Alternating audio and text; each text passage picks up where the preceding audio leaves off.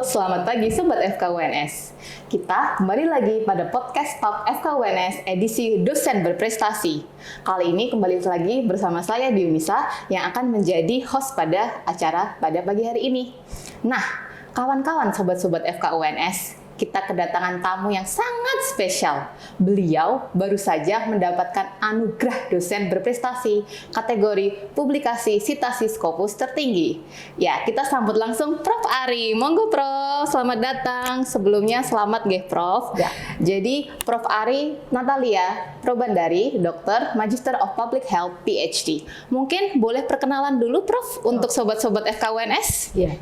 Nama saya Ari Probandari. Kalau di dalam publikasi ilmiah seringkali nama tengahnya memang nggak disebut. Jadi nama depan dan belakang Ari Probandari. Panggilannya Ari. Saya bekerja di bagian ilmu kesehatan masyarakat Fakultas Kedokteran UNS. Oh iya, baik Prof. Jadi sekali lagi selamat ya Prof. Sungguh pencapaian yang luar biasa.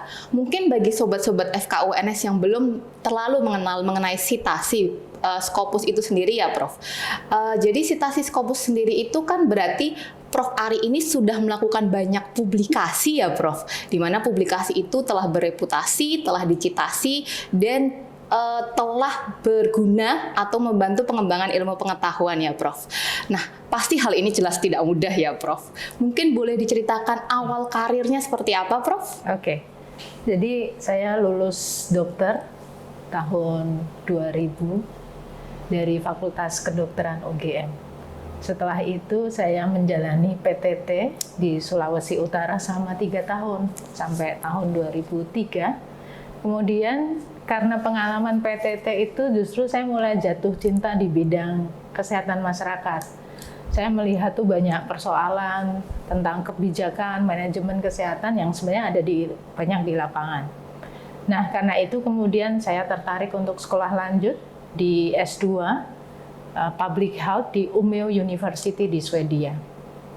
Selesai tahun 2004, pengalaman di Swedia itu juga membuat saya lebih tertarik di bidang riset. Jadi saya dikenalkan oleh guru-guru saya tentang riset di bidang kesehatan masyarakat, di bidang public health itu apa saja. Dan kemudian dari situ saya mulai memutuskan karir saya adalah karir akademis. Saya kembali ke Indonesia karena waktu itu mungkin kalau karir peneliti di Indonesia itu belum ada ya yang hanya sebagai peneliti begitu. Sehingga kemudian saya memutuskan ini karir akademik nih yang cocok. Saya mendaftar kemudian di Universitas 11 Maret sebagai staf pengajar tahun 2005. Jadi saya mulai bekerja di Fakultas Kedokteran UNS mulai tahun 2005. Setelah itu saya sesuai dengan kewajiban saya sebagai dosen, ya saya harus menempuh pendidikan lanjut. Pendidikan doktor saya tempuh di Umeå University Swedia juga sampai tahun 2010. Nah, kemudian ya tentu ketika sudah menetapkan karir akademiknya sebagai dosen yang melakukan tridharma, salah satunya adalah penelitian, maka ya itu menurut saya adalah salah satu bagian dari tugas saya untuk sebagai dosen untuk membuat penelitian dan melakukan publikasi. Oh baik Prof. Tadi di S2 dan S3-nya di Public Health atau IKM ya Prof? Iya. Mungkin bisa dijelaskan kenapa Prof tertarik di bidang tersebut? Kalau di bidang tersebut, kalau dulu pengalaman saya di PTT, saya melihat bidang itu masih banyak problem sebetulnya. Kita mungkin kalau mau mewujudkan ya status kesehatan masyarakat yang bagus, itu memang tidak hanya membutuhkan solusi di aspek kedokteran, artinya menjadi dokter spesialis yang bermutu, tidak hanya itu, tetapi sebenarnya untuk membuat persoalan kesehatan di Indonesia itu bisa ada solusinya, itu juga membutuhkan kebijakan dan manajemen kesehatan yang tepat. Nah, saya melihat persoalan di lapangan waktu itu banyak sekali sebenarnya yang kaitannya tuh problem kebijakan, problem manajemen. Tetapi saya melihat waktu itu ya, itu belum banyak orang yang melirik bidang itu sebagai karir. Mungkin kalau teman-teman saya lulusan dokter ya, itu ya orientasinya menjadi dokter spesialis misalnya gitu. Ya ini salah satunya, cuman menurut saya bidang itu adalah bidang yang penting, bidang yang perlu ada orang yang juga punya keahlian di situ, dan waktu itu belum banyak dilirik. Gitu Dokter Dion. Berarti memang karena masih banyak problem ya dok waktu itu di kebijakan dan manajemen sehingga Prof. Ari ini tertarik ya Prof. Iya. Nah mungkin dari bidang, berarti tadi kebijakan dan manajemen kesehatan ya Prof. Selama ini Prof. Ari melakukan banyak publikasi, kemudian penelitian, kira-kira mungkin apakah ada yang menarik atau mungkin paling berkesan Prof. dalam selama ini penelitiannya? Iya. Penelitian saya mulai dari penelitian S3 ya, yang mungkin menjadi tonggak awal gitu dari karir saya untuk melakukan penelitian. Jadi penelitian S3 saya itu adalah penelitian tentang kerjasama public-private partnership, jadi kemitraan antara pemerintah dengan swasta untuk pengendalian penyakit tuberkulosis, khususnya yang waktu itu dilakukan di rumah sakit. Nah, dari situ kemudian saya lebih banyak mendalami aspek sistem kesehatan. Jadi terutama untuk pengendalian penyakit. Kita kalau mau mengendalikan penyakit tadi ya, kita nggak hanya butuh obat, nggak hanya butuh alat diagnostik, tapi sebenarnya kita perlu adanya suatu sistem supaya itu semua bisa dilakukan dengan baik.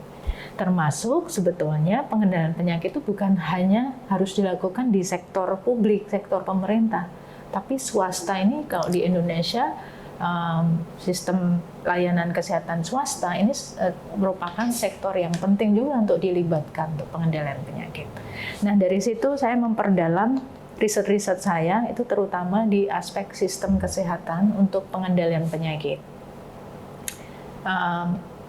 Banyak proyek penelitian tentang pengendalian penyakit TB yang saya teruskan sejak riset S3 saya, tapi juga sekarang saya mulai banyak menggunakan pendekatan sistem kesehatan itu untuk penyelesaian masalah-masalah kesehatan yang lain, misalnya penyakit tidak menular, atau sekarang juga sebetulnya ada persoalan multimorbidity. Jadi kalau orang sakit misalnya satu penyakit itu seringkali penyakitnya tidak hanya satu, tetapi ada beberapa penyakit lain yang juga terkait gitu.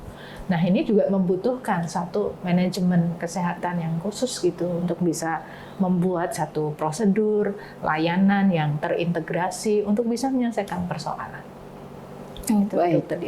Berarti memang banyak kasus-kasus yang memang dari satu penelitian bisa kemana-mana ya Prof, bisa diterapkan kembali ya. Nah Prof, pasti saya tahu kalau mungkin saya sendiri kan sebagai dosen muda juga mencapai publikasi Scopus itu tidak mudah ya Prof. Mungkin pasti pernah ada kayak kesulitan atau apa gitu Prof dalam perjalanan selama ini, atau semuanya lancar Prof? Enggak juga sebetulnya. Kalau saya ingat kembali publikasi pertama saya waktu S3 Dr. Dion itu banyak di reject oleh jurnal. Tetapi saya justru belajar waktu itu, pembimbing saya itu selalu mentarget jurnal yang high impact. Jadi jurnal yang memang dipandang kualitasnya bagus sehingga nanti banyak disitasi. Disitasi itu artinya hasilnya kemudian dipakai sebagai referensi untuk riset yang lain atau untuk kebijakan dan sebagainya. Nah, tetapi memang high impact jurnal seperti itu biasanya dia menuntut mutu riset dan mutu tulisan yang bagus. Nah, di awal-awal saya menulis itu saya ingat banget saya pernah dalam satu waktu di-reject artikel saya oleh 2 jurnal sekaligus gitu. Tetapi justru dari situ saya belajar sebetulnya. Jadi publikasi riset yang bagus itu memerlukan kualitas riset yang bagus tentu saja, sehingga hasilnya itu bisa dipercaya. Kemudian yang kedua adalah teknik menulis yang bagus. Teknik menulis yang kalau mungkin bahasa sederhananya tuh tulisannya itu gampang dipahami, tetapi juga mengandung banyak pemikiran-pemikiran baru. Nah, dari situ saya sangat belajar dari kegagalan-kegagalan menulis itu, sehingga kemudian ini saya bawa prinsip itu sampai dengan sekarang. Kalau saya mempunyai kesempatan untuk melakukan penelitian, maka metodologinya harus baik. Itu ya, harus baik, dieksekusi dengan baik sehingga hasilnya baik dan ditulis dengan baik. Nah, skill menulis ini suatu skill yang dibangun terus-menerus ya, saya kira. Jadi kalau ada yang pengen tulisannya dipublikasi di high impact journal, ya dia harus mau untuk mengasah skill menulis itu dengan terus-menerus menulis, dan justru jangan takut untuk mempublikasi di high impact journal.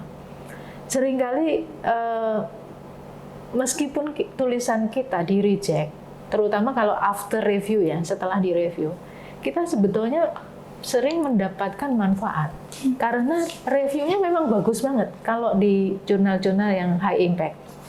Dari situ, meskipun di reject, kita dapat masukan yang bagus, kita bisa memperbaiki tulisan. Jadi problem soal penulisannya yang mungkin problem umum ya. Sebetulnya risetnya udah kualitasnya bagus, metodologinya bagus. Cuman cara nulisnya yang kurang pas. Nah, itu yang saya pelajari. Jadi seringkali problemnya itu bukan karena tema risetnya nggak bagus atau metodologinya nggak bagus, tapi cara menuliskannya. Nah, tentu itu skill untuk menulis perlu diasah terus-menerus, ya. Termasuk memanfaatkan dari review dari high impact journal, meskipun kita ter-reject, kita pakai itu untuk memperbaiki, kita bisa submit ke jurnal yang high impact yang lain. Gitu. Jadi kalau mungkin yang sekarang ini ya memang waktu publikasi itu juga penting untuk dipertimbangkan ya. Pada high impact journal itu rata-rata untuk waktu publikasi itu sekitar 6 bulan sampai 1 tahun. Kurang lebih. Tapi mereka sebetulnya juga cukup baik kalau tulisan kita itu memang ter-reject. Biasanya kita bisa ter-reject dari waktu yang masih awal sehingga kita tidak kehilangan waktu, atau kalau sudah after review ya kita bisa belajar dari hasil reviewnya. Itu Dokter Dio. Berarti memang kita ini ya Prof, namanya apa? Jangan takut untuk di-reject, karena ketika di-reject itu kadang malah ada masukan yang berharga dan meningkatkan skill menulis tadi ya Prof. Iya, betul. Mungkin ada tips and trik skill menulis yang baik untuk saya sendiri dan dosen-dosen yang lain, Prof? Oke. Kalau yang saya lakukan adalah saya sering mencari artikel-artikel publikasi di jurnal tersebut, misalnya yang kita target. Kemudian saya memperhatikan cara menuliskannya. Kita perlu tahu bahwa jurnal itu ada jurnal yang mungkin dia temanya spesifik, ada yang umum. Jadi misalnya begini, saya pernah publikasi itu tentang sebetulnya problem pencatatan kasus tuberkulosis di rumah sakit. Ketika jurnal itu misalnya dipublikasi untuk jurnal yang spesifik untuk jurnal tuberkulosis, maka cara saya menulis itu harus sangat sesuai dengan ini untuk konsumsi orang-orang yang mungkin baca itu tuh orang-orang yang sudah ngerti tentang program pengendalian tuberkulosis. Itu mereka biasanya audiensnya seperti itu. Tapi kalau saya publikasi ke jurnal yang lebih umum, misalnya jurnal yang public health secara yang lebih umum, maka audiensnya adalah audiens yang mungkin nggak hanya spesifik untuk TB. Jadi cara saya menulis mungkin lebih umum. Kata-kata tertentu harus kita pertimbangkan. Misalnya, kalau tadi saya cerita tentang tema kemitraan pemerintah swasta, itu kan ada istilah public-private mix for TB, itu spesifik banget untuk TB. Jadi kalau saya mau publikasi di jurnal yang spesifik TB, saya pakai istilah itu. Tapi kalau saya publikasi di jurnal yang lebih umum, mungkin kata itu nggak dikenal.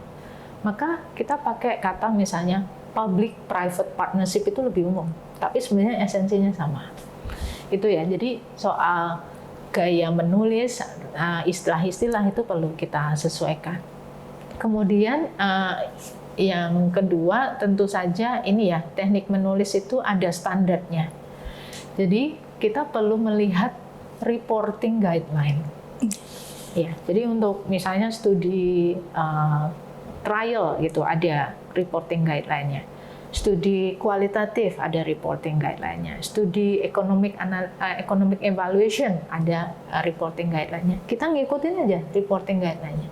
Karena dengan reporting guideline itu kita akan bisa menuliskan komponen dari publikasi itu sesuai standarnya. Misalnya kalau untuk trial kita harus jelasin tentang blinding-nya, tentang populasinya, tentang itu apa saja yang ada di situ ada di reporting guideline.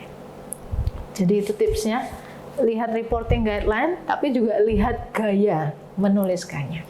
Berarti memang kita harus juga meningkatkan skill-nya itu dengan melihat jurnal-jurnal yang telah terpublikasi ya Prof, karena mau melihat ini target audiensnya kemana begitu ya Prof.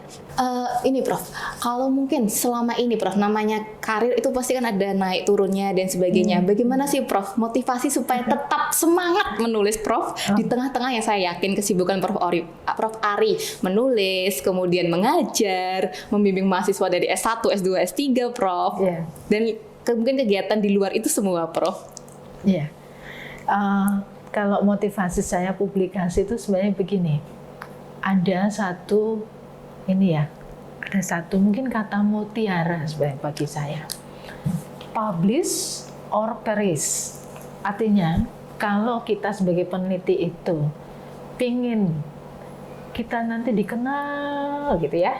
Meskipun kita mungkin udah nggak ada, tapi karyanya masih dikenal. Itu dengan melihat apa? Publikasinya. Jadi itu sebenarnya yang memotivasi saya. Mungkin sederhananya begini. Saya bayangin kalau saya punya cucu, saya bisa bilang, ini dulu loh, nenek itu nulisnya kayak gini loh. Gitu. Paling nggak bisa cerita ke cucunya gitu ya, karya-karya kita. Siapa tahu itu pertama menginspirasi mungkin generasi berikutnya. Yang kedua, saya merasa publikasi itu bagian dari tanggung jawab, Dr. Dian.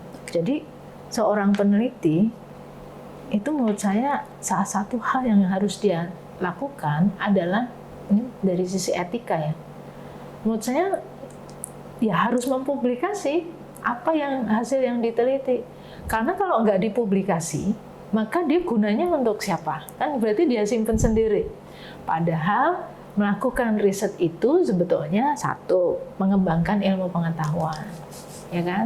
Berarti hasilnya kalau kita publikasi dibaca orang, berarti kita menyebarkan ilmu.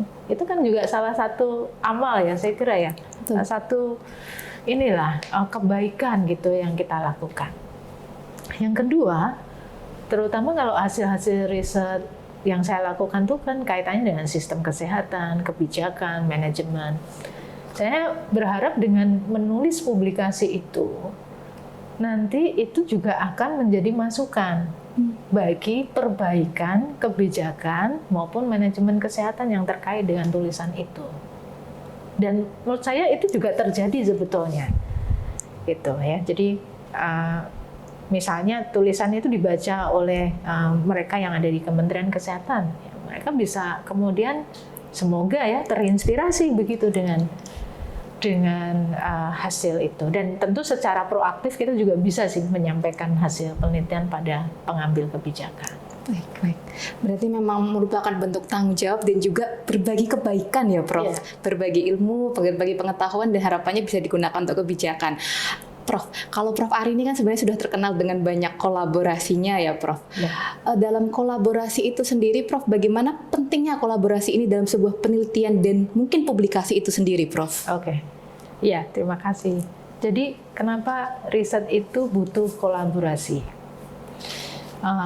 Yang pertama, saya kira kita menyadari bahwa di Indonesia ini, terutama di aspek kesehatan masyarakat, itu masih banyak persoalan yang perlu mendapatkan solusi. Riset itu salah satu cara untuk bisa mengeksplorasi masalah lebih dalam sehingga solusinya juga lebih baik. Gitu. Atau kita juga bisa dengan riset itu memperlihatkan, mencoba sebetulnya solusi tertentu sehingga nanti bisa diadop untuk perbaikan yang lebih luas. Nah, riset-riset semacam itu tentu membutuhkan seringkali lintas disiplin kalau di bidang saya. Gitu. Jadi saya seringkali juga membutuhkan misalnya perspektif dari ekonomi kesehatan gitu untuk bisa mengukur ya satu intervensi atau solusi yang kita cobakan tuh sebetulnya efisien apa enggak gitu misalnya. Jadi makanya kita butuh kolaborasi. Yang kedua, seringkali riset-riset yang berkualitas tadi itu memang sifatnya sebisa mungkin multi years. Jadi tidak hanya 1 tahun, mungkin butuh beberapa tahun memang untuk melakukan riset-riset seperti itu. Nah, pendanaan untuk riset multi years yang memang kita bersyukur ya di dalam negeri ini sudah mulai ada nih pendanaan yang multi years ya, kita bisa tahun pertama, tahun kedua. Tapi sebenarnya kita juga melihat adanya potensi pendanaan dari luar negeri untuk riset-riset yang multi years. Tetapi untuk bisa mengakses itu, saya kira kita juga perlu kolaborasi dengan peneliti yang lain di luar Indonesia. Itu yang saya lakukan gitu. Jadi beberapa proyek yang saya lakukan ini adalah proyek riset kolaborasi dengan misalnya Kirby Institute di University of New South Wales di Australia, lalu dengan London School of Hygiene and Tropical Medicine di UK. Yang sepertinya sudah 8 tahun kami bekerja bersama ya. Dari beberapa satu proyek sekarang bergulir beberapa proyek yang lain kita kerjakan. Nah ini contohnya, jadi mereka melihat peluang untuk riset itu di Indonesia. Mereka punya potensi untuk meraih pendanaan dari negaranya gitu. Nah kita yang di Indonesia kita mempunyai potensi untuk melakukan risetnya gitu ya bersama-sama gitu ya. Kita punya problem, kita punya kapasitas juga melakukan riset, mereka punya potensi untuk pendanaan. Jadi ini pentingnya kolaborasi sebenarnya. Berarti memang kolaborasi itu penting, sangat penting ya Prof. Tanpa kolaborasi mungkin riset kita hanya di situ-situ saja ya Prof. Bahasanya. Ya, karena memang kita butuh yang riset yang skalanya lebih luas gitu supaya nanti mempunyai dampak. Ya. Mempunyai dampak. Karena tadi dampak, kalau kebalik pada dampak ini, dampak dipakai oleh peneliti lain dengan citasi, itu juga pertama-tama adalah metodologi gitu, metodologinya bagus, research questionnya jelas, ya kita menuliskannya jelas. Nah, untuk bisa metodologinya bagus, misalnya kita tidak hanya eksplorasi masalah ya risetnya, tapi bisa menguji satu solusi itu kan butuh waktu ya, butuh riset yang mungkin skalanya agak besar gitu. Wah, Prof Ari ini memang keren sekali, Prof. Nah, Prof, dengan adanya penghargaan sebagai dosen berprestasi ya, Prof, yaitu dengan publikasi citasi Scopus tertinggi, bagaimana Prof Ari memaknai penghargaan ini sendiri, Prof? Ya, terima kasih. Pertama, tentu ini saya maknai sebagai suatu apresiasi terhadap karya-karya yang sudah saya lakukan. Itu yang pertama. Yang kedua, saya maknai juga semoga ini menjadi sebetulnya motivator untuk peneliti yang lebih muda dari saya. Ya, saya ingin begini supaya dipandang, oh ini yang udah senior aja masih bisa melakukan penelitian gitu ya. Membagi waktu untuk, karena seringkali di sana ada keluhannya ya sibuk nggak sempat gitu. Nah saya semoga dengan ini justru memberi inspirasi bahwa bisa kok gitu, bisa kok kita lakukan riset, bagi waktu, melakukan riset yang bagus berkualitas itu bisa kok. Kalau saya aja bisa, berarti Dr. Dion juga bisa gitu. Itu sebenarnya maknanya gitu ya. Ya itu. Oke, Prof, jadi motivasi nih, Prof. Oke, Prof. Mungkin ini, Prof, pesan, mungkin nasihat, Prof, untuk generasi yang muda, untuk dosen-dosen muda, untuk mahasiswa kita. Kira-kira mungkin ada pesan yang ingin disampaikan Prof Ari, Prof? Ya, saya bisa sampai di tahap ini, saya kira bukan hanya karena saya sendiri. Itu yang pertama ya. Tapi ada banyak peran orang lain sebetulnya.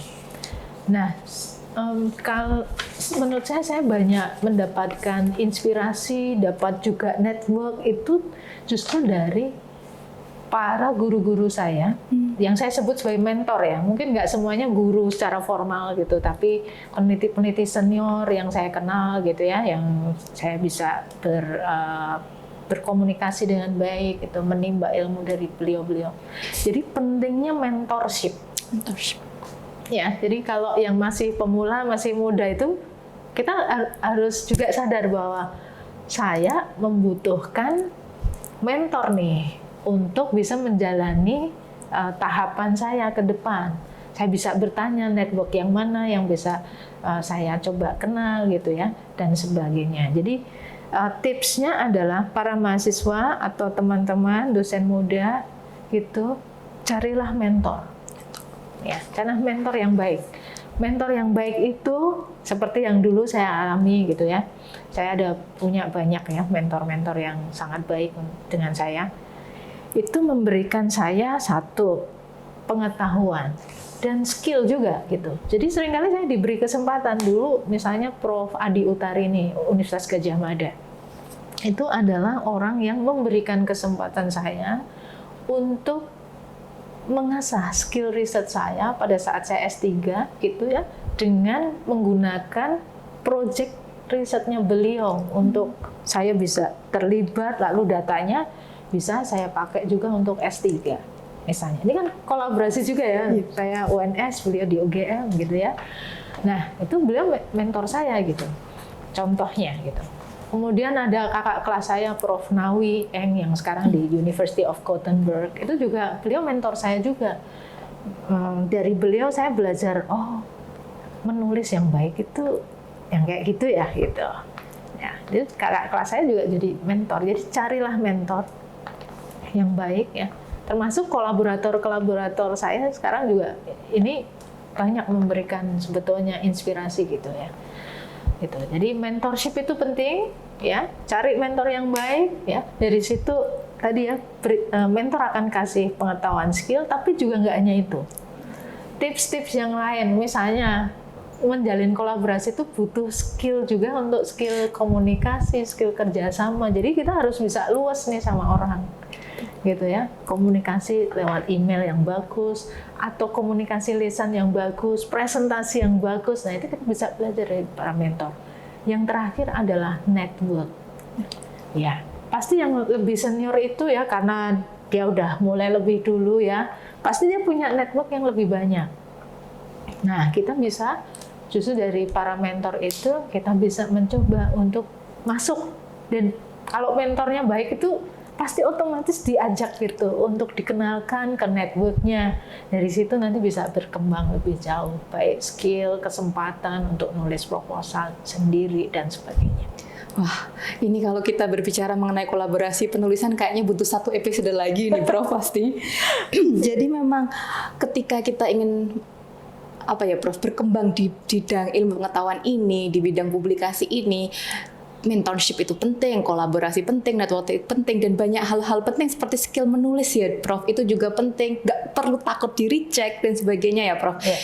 Nah, ini kayaknya nanti butuh satu podcast lagi, Prof. Kita bisa berbicara seperti ini, Prof. Ya, siap. Ya, sekali lagi selamat ya, Prof. Ari, atas penghargaannya.